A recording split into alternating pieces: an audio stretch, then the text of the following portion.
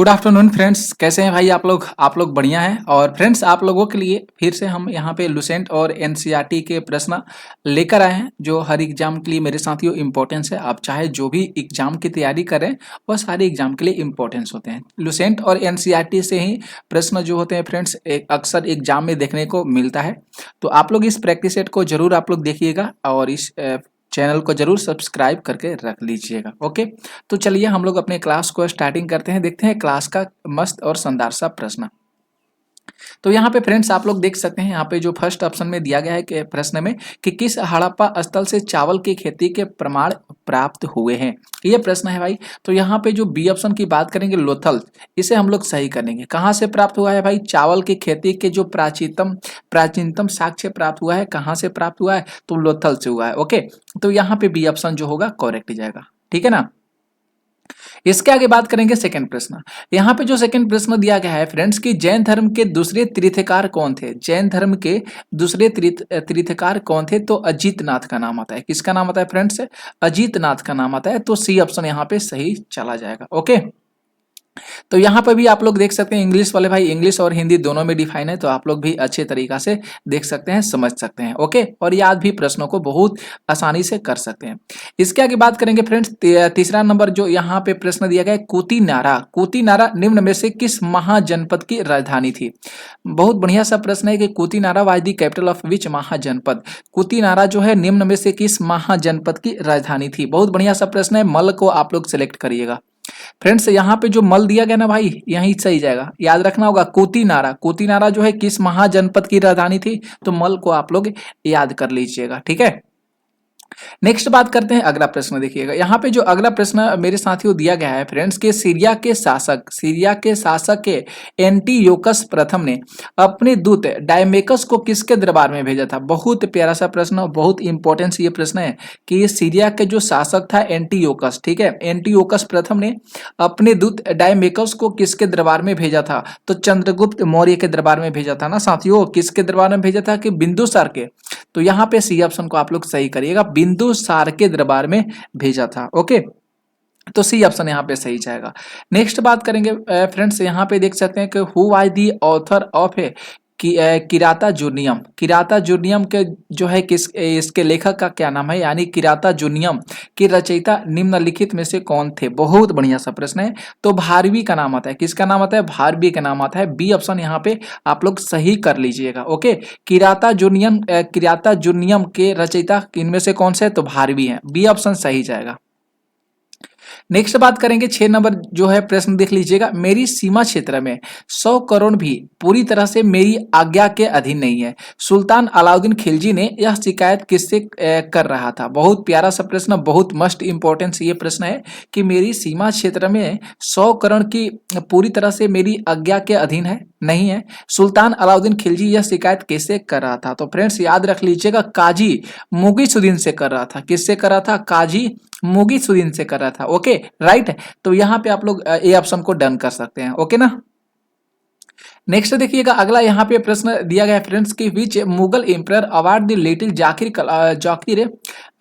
Kalam to an artist. यानी बहुत बढ़िया सा जरी कलाम है ना। यहाँ पे मुगल बादशाह अकबर ने किसे जरी कलाम की उपाधि दी थी? जरी कलाम की उपाधि जो है मोहम्मद हुसैन कश्मीरी को दिया गया था। जो यहाँ पे आप लोग डी ऑप्शन में देख रहे हैं कि मोहम्मद हुसैन कश्मीरी को जो है फ्रेंड्स अकबर के द्वारा जो है जरी कलाम की उपाधि दिया गया था। बहुत इंपॉर्टेंट फेमस प्रश्न है, आप लोग डी ऑप्शन को सही कर लीजिएगा।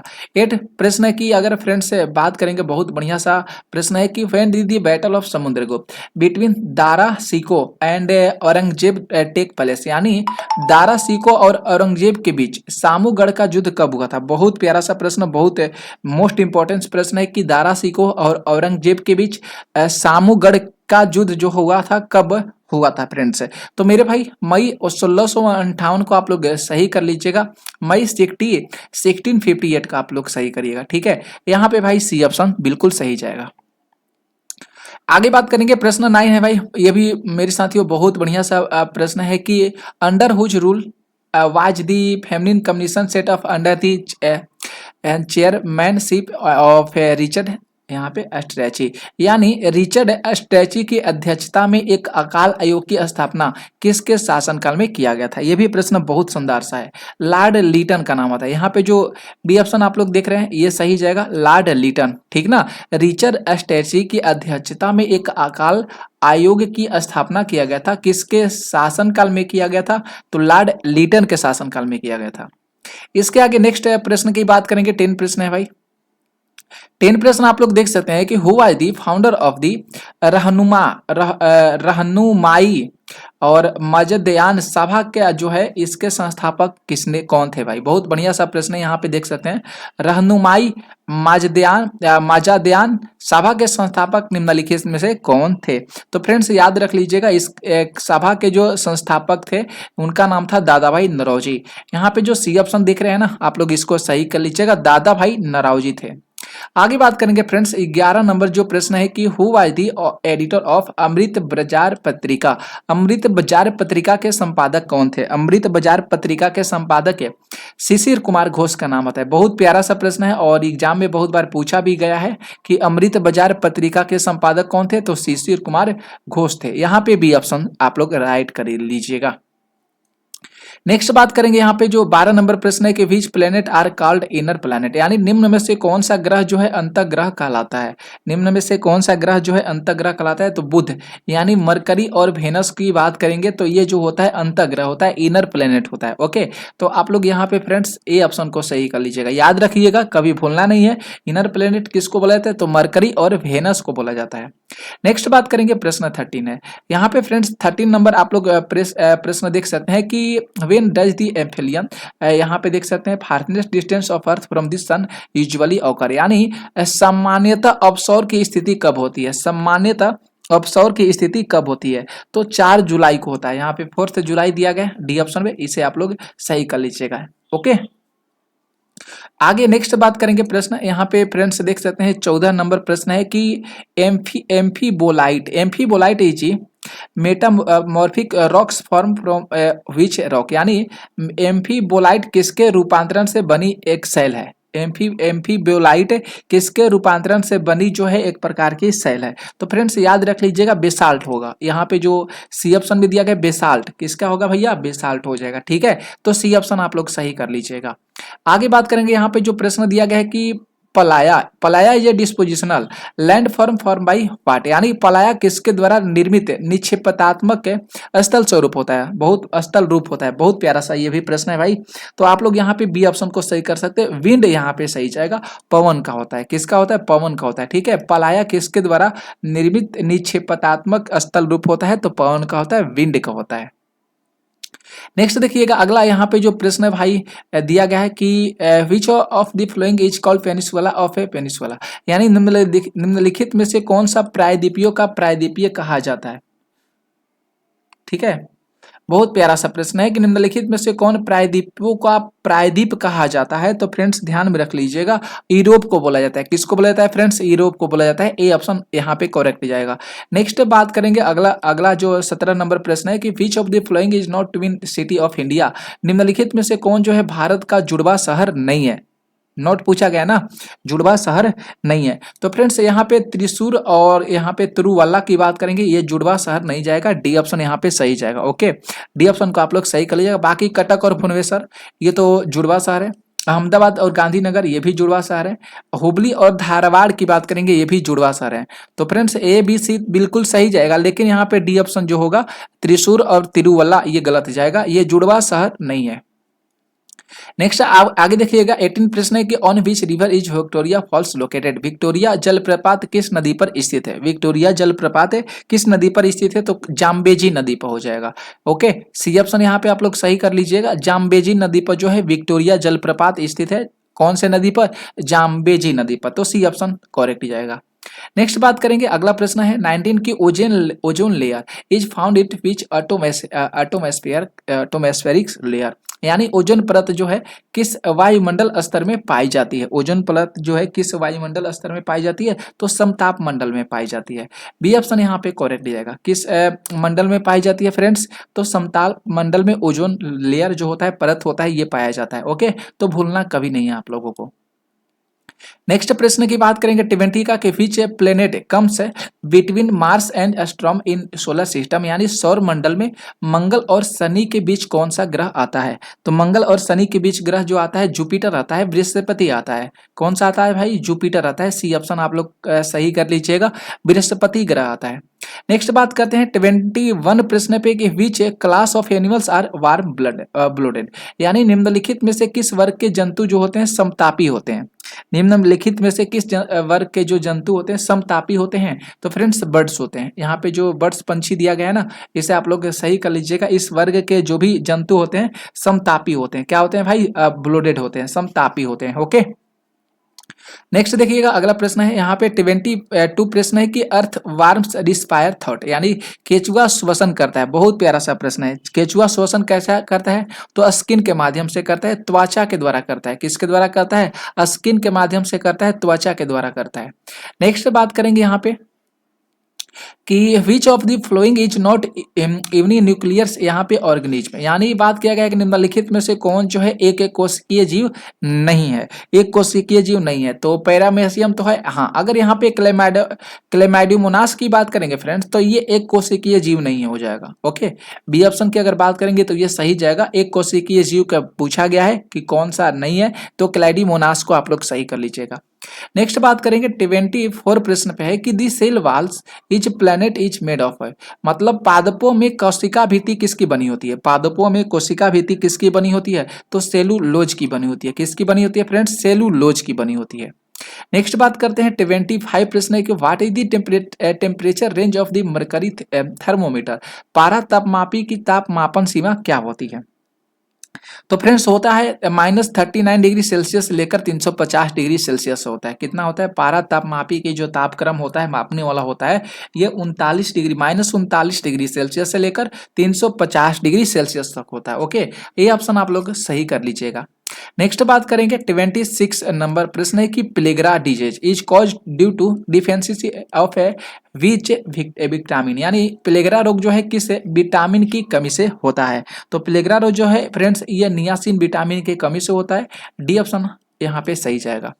नेक्स्ट बात करेंगे फ्रेंड्स 27 प्रश्न है कि the colour of light is determined by its, यानी प्रकाश का रंग निर्धारित होता है उसके, प्रकाश का रंग निर्धारित होता है उसके, यानी तरंगदैर्घ्य के माध्यम से ना, वेवलेंथ आप लोग सही कर लीजिएगा, प्रकाश के तरंगदैर्घ्य के निर्धारित से। ओके, बी ऑप्शन सही जाएगा। नेक्स्ट बात करेंगे 28 प्रश्न है कि what is the SI unit of capacitant, यानी विद्युत धारिता का एसआई मात्रक क्या होता है। तो विद्युत धारिता का एसआई मात्रक फैराडे होता है। क्या होता है भाई? विद्युत धारिता का एसआई मात्रक फैराडे होता है। 29 प्रश्न देखिएगा भाई यहाँ पे कि which of the flowing metals reacts which water is normal temperature, यानी निम्नलिखित में से कौन सी धातु जल के साथ सामान्य ताप पर अभिक्रिया करती है। तो उसका नाम है फ्रेंड्स सोडियम। जल के साथ सामान्य तापमान पर जो है अभिक्रिया करती है, वह कौन सा धातु है, कौन सा मेटल्स हो जाएगा। तो फ्रेंड्स याद रख लीजिएगा, सोडियम हो जाएगा। नेक्स्ट देखिएगा अगला प्रश्न है 30 प्रश्न की बात किया गया। 30 प्रश्न यहाँ पे फ्रेंड्स देख सकते हैं कि दी motion of A freely falling object is an example of, यानी स्वतंत्र रूप से गिर रही किसी वस्तु की गति का उदाहरण क्या होगा। तो यहाँ पे देखेंगे तो फ्रेंड्स एक समान चाल का ये गलत जाएगा, एक समान वेग ये गलत जाएगा। हाँ, एक समान अगर त्वरण की बात करेंगे, एक समान यानी यूनिफॉर्म ऑफ एक्सेलरेशन की बात करेंगे, ये सही जाएगा। ठीक है, यूनिफॉर्म ऑफ एक्सेलरेशन। नेक्स्ट बात करेंगे 31 प्रश्न है रोल्डेड गोल्ड, यानी use is generally marking is an alloy of, यानी आभूषण बनाने में उपयोग होने वाला रोल्ड गोल्ड किससे बना होता है। यह प्रश्न बहुत बढ़िया से किससे बना होता है। तो तांबा यानी कॉपर, यहाँ पे देख सकते हैं Cu, और एल्युमिनियम यानी तांबा प्लस एल्युमिनियम से मिलकर बना होता है। ठीक है, जो फ्रेंड्स रोल्ड गोल्ड होता है। तो ये ऑप्शन यहाँ पे आप लोग सही कर लीजिएगा। नेक्स्ट बात करेंगे 32 प्रश्न है कि which compound is known as green vitriol, यानी निम्नलिखित में से हरा कशिश के नाम से किसे जाना जाता है। हरा कशिश के नाम से जाना जाता है फेरस सल्फेट को जाना जाता है। किसे जाना जाता है फ्रेंड्स? फेरस सल्फेट को जो है हरा कशिश के नाम से जाना जाता है। तो यहाँ पे बी ऑप्शन बिल्कुल सही जाएगा। नेक्स्ट देखिएगा अगला प्रश्न है कि mercury is stored in which type of container, यानी पारा को संग्रहित करने के लिए पात्र किससे बना होता है। तो पारा को संग्रहित करने के लिए जो पात्र होता है आयरन का बना होता है। किसका बना होता है? आयरन का, यानी लोहा का बना होता है। नेक्स्ट देखिएगा अगला प्रश्न है 34 प्रश्न है कि विच elements is essential in all acid, यानी निम्नलिखित में से कौन सा तत्व सभी अम्लों से अनिवार्य रूप से उपस्थित होता है। तो फ्रेंड्स उसका नाम है हाइड्रोजन। उसका नाम है क्या भाई? हाइड्रोजन। सी ऑप्शन बिल्कुल सही जाएगा। नेक्स्ट अगला प्रश्न देखिएगा which polymer is form from phenol and formaldehyde, यानी निम्नलिखित में से कौन जो है फिनोल और फॉर्मल्डिहाइड का एक बहुलक हो जाएगा। तो फ्रेंड्स अगर बात करेंगे बेकेलाइट का, ये बिल्कुल सही जाएगा। बेकेलाइट बिल्कुल सही जाएगा ना यहाँ पे, क्योंकि पॉलीमर यानी फिनोल और फॉर्मल्डिहाइड का बहुलक की बात किया गया है, तो यहाँ पे बेकेलाइट का आप लोग सही कर लीजिएगा। नेक्स्ट बात करेंगे 36 प्रश्न है कि 36 प्रश्न है भाई कि in which budget did the government announce the यहाँ पे स्वावलंबन पेंशन स्कीम, यानी अंशदायी पेंशन योजना और स्वावलंबन की घोषणा केंद्र सरकार के द्वारा किस संघीय बजट में किया गया था। तो ये भी प्रश्न मेरे साथियों बहुत अच्छा सा है। तो 2010 से 11 में किया गया था अंशदायी पेंशन योजना और स्वावलंबन की घोषणा जो है केंद्र सरकार के द्वारा 2010 से 11 में किया गया था इस स्कीम को। ठीक है, तो यहाँ पे सी ऑप्शन बिल्कुल सही जाएगा। नेक्स्ट बात करेंगे 37 प्रश्न है, बहुत बढ़िया सा प्रश्न है मेरे भाई, बहुत अच्छा सा प्रश्न है कि through which constitution amendment were a fundamental duty added to the Indian constitution, यानी भारतीय संविधान में मौलिक कर्तव्यों को किस संविधान संशोधन के द्वारा शामिल किया गया है फ्रेंड्स। तो याद रख लीजिएगा 42 यानी 42वां संशोधन के द्वारा। किसके द्वारा फ्रेंड्स? 42वां संशोधन के द्वारा। ओके, तो यहाँ पे बी ऑप्शन बिल्कुल सही जाएगा। नेक्स्ट बात करेंगे भाई, देख लीजिएगा 38 प्रश्न यहाँ पे बहुत अच्छा सा प्रश्न है कि who is the generally the leader of Lok Sabha, सामान्यतः लोकसभा के नेता कौन होते हैं? सामान्यतः लोकसभा के नेता कौन होते हैं? प्यारा सा प्रश्न है, याद रख लीजिएगा प्राइम मिनिस्टर होते हैं। कौन होते हैं भाई? प्राइम मिनिस्टर, प्रधानमंत्री जी होते हैं। ओके, 39 प्रश्न देखिएगा दी council of minister is collectively यानी रिस्पॉन्सिबल टू, यानी मंत्री परिषद सामूहिक रूप से किसके प्रति उत्तरदायी होता है। तो ये फ्रेंड्स ध्यान में रख लीजिएगा, ये लोकसभा के प्रति उत्तरदायी होता है। किसके प्रति उत्तरदायी होता है? लोकसभा के प्रति। नेक्स्ट बात करेंगे अगला प्रश्न, देख लीजिएगा यहाँ पे 40 प्रश्न है भाई कि who has the constitutional authority to declare geographical region as the schedule area, यानी निम्नलिखित में से किसी भौगोलिक क्षेत्र को अनुसूचित क्षेत्र घोषित करने का संवैधानिक अधिकार प्रदान किया गया है। किसको भाई? तो मेरे भाई ध्यान में रख लीजिएगा राष्ट्रपति जी को किया गया है। किसको? प्रेसिडेंट को बोला गया है। ओके, भौगोलिक क्षेत्र को अनुसूचित क्षेत्र घोषित करने का जो संवैधानिक अधिकार प्रदान किया गया है, ये शेड्यूल किया गया है। किसको भाई? तो प्रेसिडेंट को किया गया है। ओके ना, तो बी ऑप्शन बिल्कुल सही जाएगा। नेक्स्ट देखिएगा 41 प्रश्न है कि विच एक committee is called the watch dog of public expenditure, यानी किसे स्वार्थी मित व्ययिता समिति कहा जाता है। स्वार्थी यहाँ पे मित है, व्ययिता समिति कहा जाता है। बहुत बढ़िया सा प्रश्न है, स्वाति। ठीक है, स्वाति मित व्ययिता समिति किसे बोला जाता है? तो फ्रेंड्स याद रख लीजिएगा प्राकलन समिति को बोला जाता है। किसे बोला जाता है? प्राकलन समिति को बोला जाता है। ठीक है, वाच डॉग। यहाँ पे आगे बात करेंगे 42 प्रश्न है कि what is the tenure of the member of the national human right of commission, राष्ट्रीय मानव अधिकार आयोग के सदस्यों का कार्यकाल कितने वर्ष का होता है। तो फ्रेंड्स याद रख लीजिएगा 3 वर्ष से लेकर 70 वर्ष की उम्र तक होता है। कितने वर्ष के? 3 वर्ष से लेकर 70 वर्ष की उम्र तक होता है। ठीक है, तो ये ध्यान में रख लीजिएगा। नेक्स्ट बात करेंगे 43 प्रश्न कि in which state is a खिताम, ठीक है, खिताम विल्ड लाइफ सैंक्चुरी यानी लोकेटेड। बहुत बढ़िया सा प्रश्न है कि खितम है ना, खिताम नहीं है, खितम है। खितम वन्यजीव अभ्यारण्य निम्न में से किस राज्य में? खितम वन्यजीव अभ्यारण्य निम्न में से किस राज्य में है? तो सिक्किम में है। कहाँ पे है भाई? सिक्किम हो जाएगा। खितम कहाँ पे? खितम नहीं, कित्तम है, माफ कीजिएगा फ्रेंड्स, कित्तम है। ओके, खितम हम कह रहे हैं, खितम नहीं है, कित्तम हो जाएगा। ओके, कित्तम वन्यजीव अभ्यारण्य किस राज्य में है? तो सिक्किम में हो जाएगा। आगे देख लीजिएगा अगला प्रश्न है यहाँ पे कि भारत के निम्न में से किस राष्ट्रीय उद्यान में हुगल पाए जाते हैं? प्यारा सा प्रश्न है, हुगल पाए जाते हैं फ्रेंड्स किसमें? तो दाची ग्राम राष्ट्रीय उद्यान में पाए जाते हैं। हुगल कहाँ पे पाए जाते हैं? तो दाची ग्राम राष्ट्रीय उद्यान में पाए जाते हैं। नेक्स्ट देखिएगा अगला प्रश्न है कि विश्व स्वास्थ्य संगठन का मुख्यालय कहाँ पे स्थित है, जिसको हम लोग where is the headquarter of the world health organisation located, यानी WHO का मुख्यालय कहाँ पे स्थित है? तो फ्रेंड्स जेनेवा में हो जाएगा। कहाँ पे स्थित है भाई? जेनेवा में है ना, बी ऑप्शन बिल्कुल सही जाएगा। 46 का प्रश्न है कि bamboo dance in the famous folk dance in which state. बांस नृत्य जो है किस राज्य का प्रसिद्ध नृत्य है। बांस नृत्य जो है किस राज्य का प्रसिद्ध लोक नृत्य है फ्रेंड्स। तो ध्यान में रख लीजिएगा मिजोरम का है। किसका भाई? मिजोरम का है। सी ऑप्शन बिल्कुल सही जाएगा। ओके, नेक्स्ट देखिएगा अगला प्रश्न है 47 प्रश्न है कि रक्षा अनुसंधान और विकास संगठन का मुख्यालय कहाँ पे है। तो ये भी ध्यान में रख लीजिएगा, ये नई दिल्ली में है। कहाँ पे है भाई? नई दिल्ली में है। ओके, नेक्स्ट देखिएगा अगला प्रश्न 48 प्रश्न है कि निम्न में से किन वस्तुओं की मांग उपभोक्ता की आय में वृद्धि के साथ गिरती है। बहुत प्यारा सा प्रश्न है, याद रख लीजिएगा। यहाँ पे निम्न स्तरीय जो वस्तु दिया गया है ना, इसी के साथ गिरता है। डी ऑप्शन बिल्कुल सही जाएगा। 49 प्रश्न है कि भारत में वास्तविकता सकल घरेलू उत्पाद जिसको जीएनपी बोला जाता है, ग्रॉस नेशनल प्रोडक्ट बोला जाता है, इसकी संचयी वार्षिक वृद्धि दर अधिकतम थी। तो ये याद रख लीजिएगा फ्रेंड्स, यहाँ पे 8वीं पंचवर्षीय योजना काल में थी। कौन सी पंचवर्षीय योजना काल में थी? तो 8वीं पंचवर्षीय योजना काल में थी। राइट, नेक्स्ट बात करेंगे अगला प्रश्न है 50 नंबर है कि where would an object weigh the most, यानी किस वस्तु का अधिकतम भार कहाँ पे होगा। किसी भी वस्तु का अधिकतम भार कहाँ पे होता है? तो उसके ध्रुव पे होता है। पृथ्वी का जो ध्रुव होता है, पोल होता है, वहां पे होता है। ओके, तो बी ऑप्शन यहाँ पे करेक्ट जाएगा। तो फ्रेंड्स कैसा लगा क्लास आज, आप लोगों को जरूर कमेंट करके बताइएगा। मिलते हैं नेक्स्ट क्लास में। Thank you.